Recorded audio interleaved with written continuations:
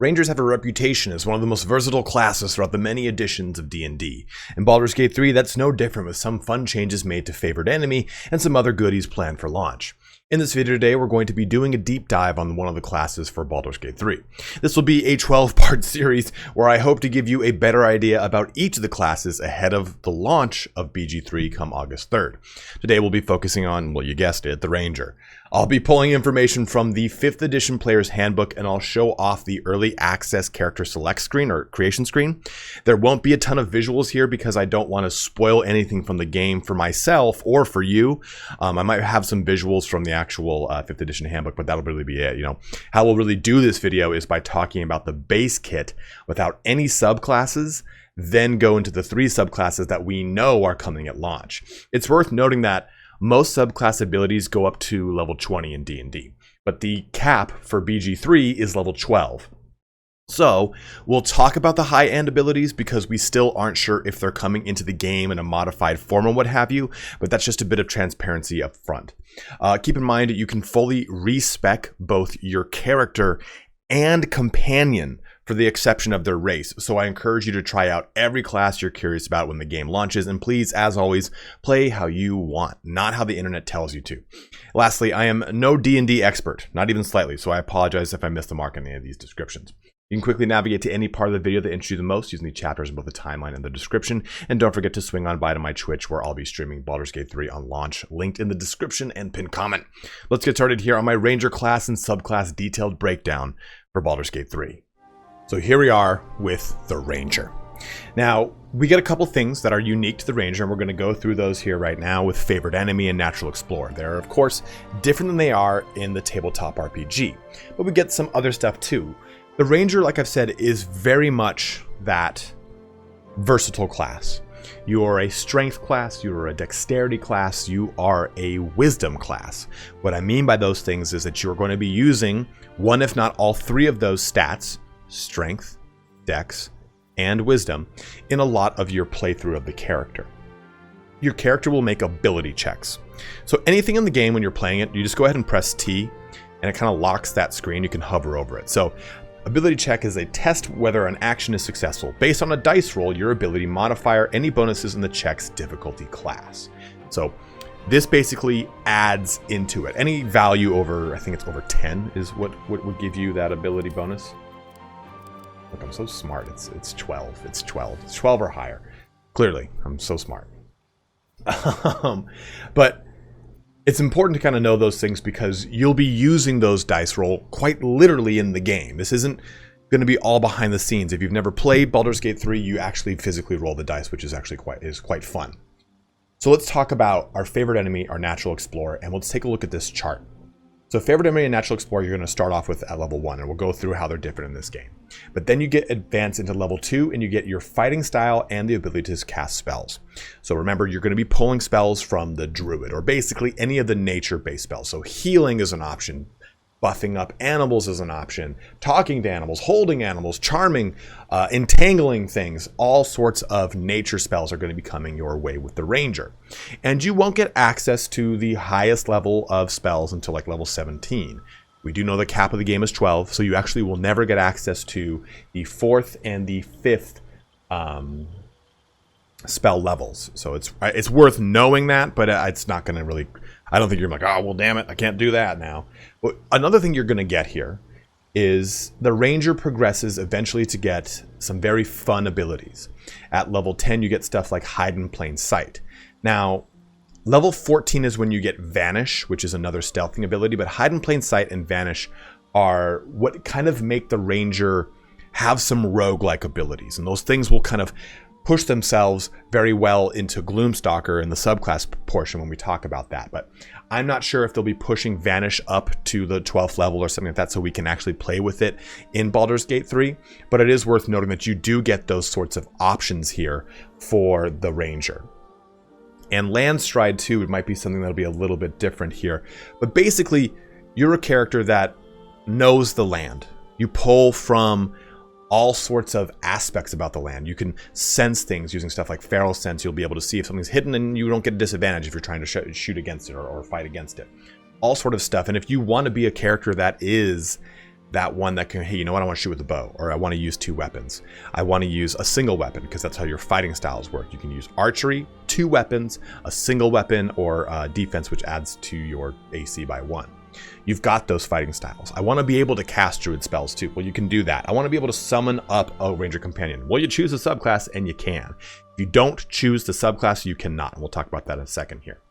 But this is really a very versatile class, and I think it's even become more versatile with the way that things work in BG3. So let's take a look at another thing really quick before we jump into favorite enemy and natural explorer, because we're going to be using this word a lot. If you've never ever played D&D, which I'm just going to assume you haven't. If you have, I apologize. But you've got something called a proficiency bonus. So we're going to go ahead and look over this real quick. So a proficiency bonus is a bonus that is added to attack rolls and ability checks if you're proficient with a weapon, tool, or skill. This allows you to get a little bit more out of, say, maybe the simple or martial weapon proficiencies, which are base part of your class. You get simple and martial weapons. That covers all the weapons in the game pretty much. Most people all have simple weapon proficiency, then only some classes get access to martial weapon proficiency. The difference here, simple weapons would be stuff like scythes, quarterstaves or staffs, clubs, slings, very simple weapons. Martial weapons would be stuff like long swords, would be stuff like flails, anything that's a little bit more complex. That would be in the martial weapon category. But there's also the proficiency with armor. Now, you can use any armor or any weapon in the game at any point. You just are either going to have a disadvantage or you will not get an advantage, whatever it is. So let's go ahead and look at medium armor proficiency. Wearing medium armor will not impose disadvantage on your attack rolls or prevent the casting of spells. And I'll explain this again later, but disadvantage and advantage, you're basically choosing if you're at a disadvantage, you roll 2 dice and choose the lower. If you're at an advantage, you'd roll 2 dice and choose the higher. That's, again, just a quick rundown of that. So those are how proficiencies work, because we're going to talk about them right now. So for favorite enemy and how this works, and in 5th edition, you'd basically choose like, hey, you know what, I'm gonna kill my favorite enemy, or my ultimate, or the thing I hate the most, whatever it is, are fiends or fae, whatever it was. Now we basically choose something that we study the tactics and abilities of certain creatures, so on and so forth, to get a slew of benefits. So Bounty Hunter, gain proficiency in investigation. Creatures you hit with ensnaring strike, either ranged or melee, have disadvantage on their saving throw, allowing you to hit them a little bit easier. Keeper of the Veil here. You specialize in hunting creatures from other planes of existence. You gain proficiency in Arcana and cast protection from evil and good, which grants protection against aberrations, celestials, elementals, fae, fiends, and undead. So this actually grants us a spell. Magebreaker here. You have a history of battling spellcasters, spellcasters, gain proficiency in Arcana and the True Strike cantrip, which gives you advantage on attack rolls against a creature. Wisdom is your spellcasting ability for the spell. Ranger Knight grants us a skill proficiency in history and armor proficiency with heavy armor. So if you want to be a heavy armor wearing ranger, you can do so here with Ranger Knight. Then lastly, Sanctified Stalker. You swore to hunt the enemies of a holy or druidic order. Gain proficiency in religion and the Sacred Flame cantrip, which deals 1d8 radiant damage. Wisdom is your spellcasting ability for this cantrip, which is right here. Sacred Flame, you do a little bit of damage. It's pretty nifty. So that's how favorite enemy works here in BG3. And the same thing with Natural Explorer. Natural Explorer used to be you chose a terrain type and you got benefits on that terrain, and that would then go into stuff like Land Stride and other abilities. So I'm not sure how those other abilities work now that Natural Explorer is different. Because we choose Beast Tamer. You have cultivated a strong bond with animals. You can cast Find Familiar without expending a spell slot. One thing to note here. Find Familiar is not the ranger companion that you get for being a beast master. A beast tamer is simply a natural explorer passive feature.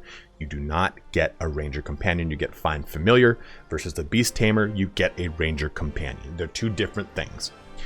Urban Tracker, you have cultivated an expert at navigating the wild within the city. You gain Sleight of Hand proficiency.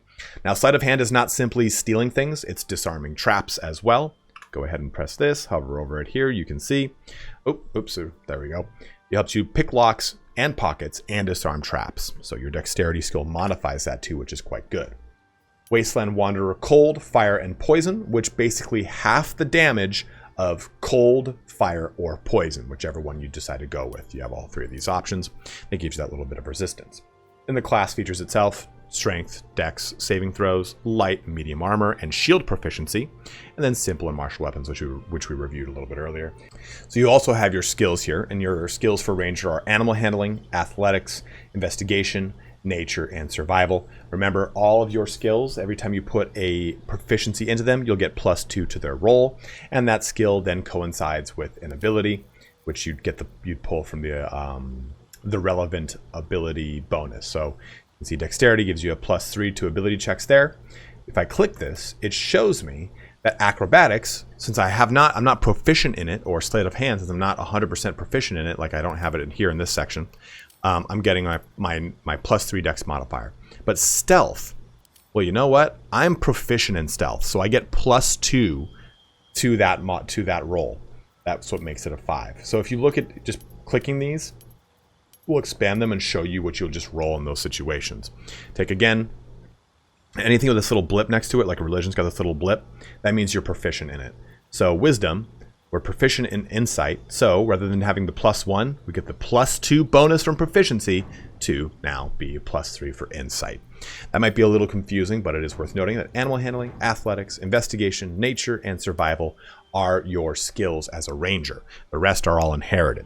So you would choose these skills based off of how you want your character to interact with the game world. Do you want them to be one that is really good at investigating? Do you want them to be one that knows a little bit more about nature? And these roles will come up in anything of the sort, from conversations to things in the world to all little bits of nuance. So there's no way to like min-max this right out the gate. You just go with what you think you'd want to have that character do from a roleplay perspective.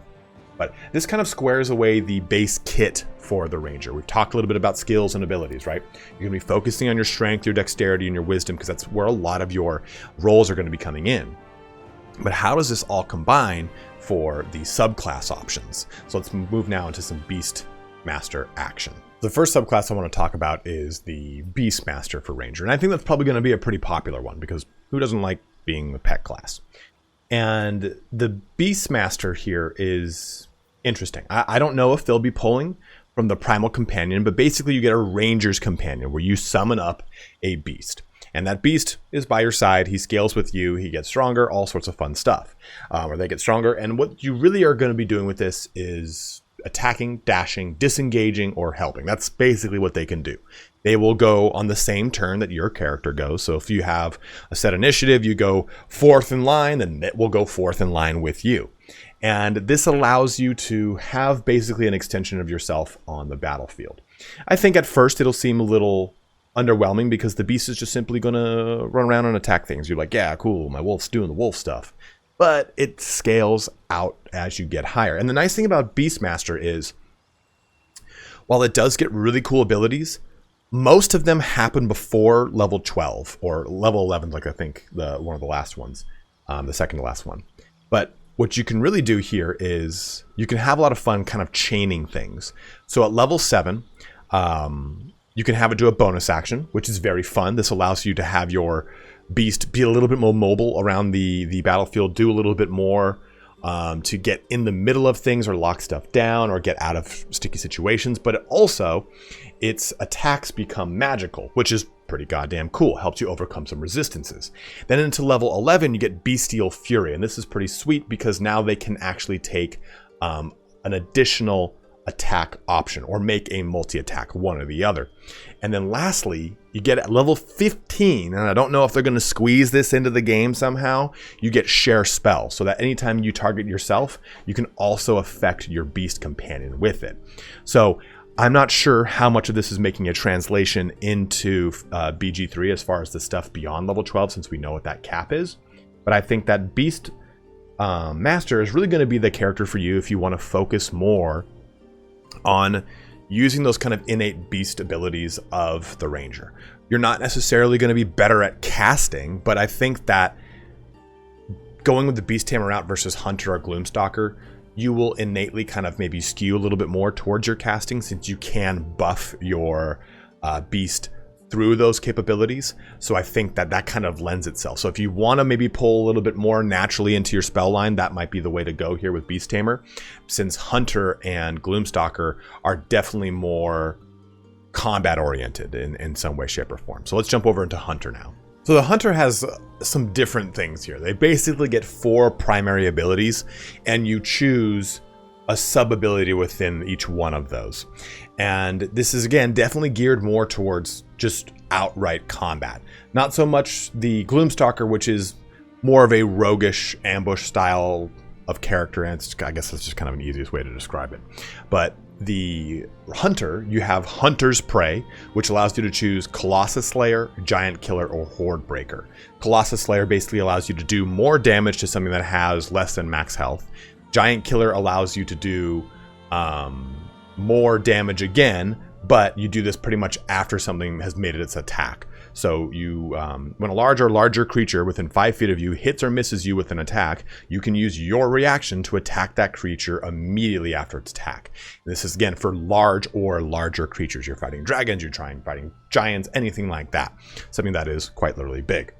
Then lastly, you get Horde Breaker, which allows you basically to chain your weapon attacks. So once on each of your turns, when you make a weapon attack, you can make another attack with the same weapon against a different creature that is within 5 feet of the original target and within range of your weapon. So basically, you're chaining that attack to try and clear out a horde as best you can, right? So those are your 3 options with Hunter's Prey, and that triggers right at level 3. You're going to get that access very quickly. Then you get Defensive Tactics, which gives you, well, defense. It's going to give you some defense at level 7. So basically, you're going to get enemies are going to get a disadvantage. So basically, and if you don't know what that term means, advantage versus disadvantage, let me just help you right now. Anytime you hear that, if you're playing in tabletop, you would roll 2 dice. Advantage, you'd pick the higher of the 2. Disadvantage, you'd pick the lower of the 2. For example, I have disadvantage. I roll a 5 and a 2. Well, I choose the 2. I have an advantage. I choose the 5 over the 2. That's how those things work. So Escape the Horde helps out with opportunity attacks against that are made against you. They get a disadvantage. They, again, choose the lower. Multi-attack defense, so when a creature hits you with an attack, you gain more AC against all subsequent attacks made by that creature for the rest of the turn. So it helps you kind of, again, be a little bit more durable if you're fighting something that's going to be really pummeling you. And then Steel Will, you get an advantage on saving throws against being frightened, so makes you a little bit more immune to status effects, and specifically fear. Multi-attack, though, at level 11, which might be the last ability we choose, depending on how they do things, is where you would basically choose whether you want to do a melee weapon or a ranged weapon, because volley allows you to shoot multiple times, essentially, and whirlwind attack is the same thing. You can use your action to make melee attacks against any number of creatures within 5 feet of you with a separate attack roll for each target. So you're basically choosing here, do I want to do a multi-attack with a ranged weapon or a multi-attack with a whirlwind? Or I'm sorry, with a melee weapon. That's your kind of choice as the Hunter. And it's why the Hunter is very geared towards that up close and personal or at range pure combat of the Ranger. Then at level 15, you get Superior Hunter Defense, which allows you to get Evasion, Stand Against the Tide here, which when a hostile creature misses you with a melee attack, you can use your reaction to force that creature to repeat the same attack against another creature of your choice, which is pretty cool. And then Uncanny Dodge. When an attacker that you can see hits you with an attack, you can use your reaction to have the attacks damaged against you. So it mitigates quite a bit of damage here. So unsure if we're going to be getting into level 15 with the actual abilities and if there are going to be any modifications on that. But I still think that that multi-attack at level 11 is really one that kind of makes the Hunter very fun, right? You're choosing one or the other as far as, am I going to be just a really, really, really good archer, or am I just going to slice and dice things up close, either with my dual weapons or my single weapon, whatever route I want to take with my Ranger Hunter. Our last option is the Gloomstalker, and this is going to turn you into a little bit of a glass cannon. Not even glass cannon, that's a lie. It's not going to turn you into a glass cannon at all. It's just going to make you do a lot of burst damage. So you get access to new spells too. You get Disguise Self, Rope Trick, Fear, Greater Invisibility, stuff like that, because now you're kind of dabbling a little bit with some of the illusion spells, and that's really all you get access to. There's another one, Seeming, at level 17. But really what the big thing here for the Gloomstalker is you get access to dark vision if you don't already have it. So if you're playing a race that doesn't, let's just say a human, then you would get access to dark vision, which is very nice. But you also get Dread Ambusher. Now, why this is good is that it increases your initiative roll so that you go closer to first in a combat scenario. Because right, a combat scenario starts, everyone rolls initiative, and then they go in order of their initiative. You would add your wisdom to that initiative roll, so you have a higher likelihood of going closer to the beginning of the line. But what's also really good about it is anytime you do an attack on that turn, that first turn of combat, you do an additional weapon attack as part of that action. So you basically get a lot more damage out right at the very beginning, which is again kind of the Dread Ambusher portion of it. And then this scales out. You get Iron Mind, which is going to help you out with resisting status effects. But then you get into Stalker's Fury. So you learn to attack with such an unexpected speed that you can turn a miss into another strike, which is very cool, right? So once on each of your turns, when you miss with a weapon, you can make another weapon attack as part of the same action. So it's a really cool way to kind of chain a miss into another whole entire attack. And that gives you a lot of really cool flexibility to, hey, you know what? I need to get this shot off or this strike off, or else we're going to go a whole nother round of combat. I missed. Well, you get a whole nother chance to do it again, right? So it's once on each of your turns, not each combat. So this gives you a little bit more flexibility. And that happens at level 11. So it'll be towards the end of the game, quote unquote. Your last thing would be Shadowy Dodge at level 15. But whenever a creature makes an attack roll against you and doesn't have advantage on the roll, you can use your reaction to impose disadvantage, which is very nice, right? But the Gloomstalker on paper, when you just kind of think of those things and go, that doesn't really seem like they're going to do a lot. Those things are actually quite good, because anytime you can roll again, that's almost a whole nother turn of combat right in the very beginning, right? If you think about how Dread Ambusher works, you're getting the ability to not have to sift through every single thing's actions. You just get to do that damage again right out the gate. You might miss, but that's when Stalker's Flurry comes into effect, right? Stalker's Flurry, in conjunction with Dread Ambusher, makes that first round even more impactful. And then after that, you still have the ability to kind of chain any of those misses into actual hits, should you be so lucky. So looking at all three of those subclasses, this is definitely going to be one if you want to have that raw increased punching power damage, right?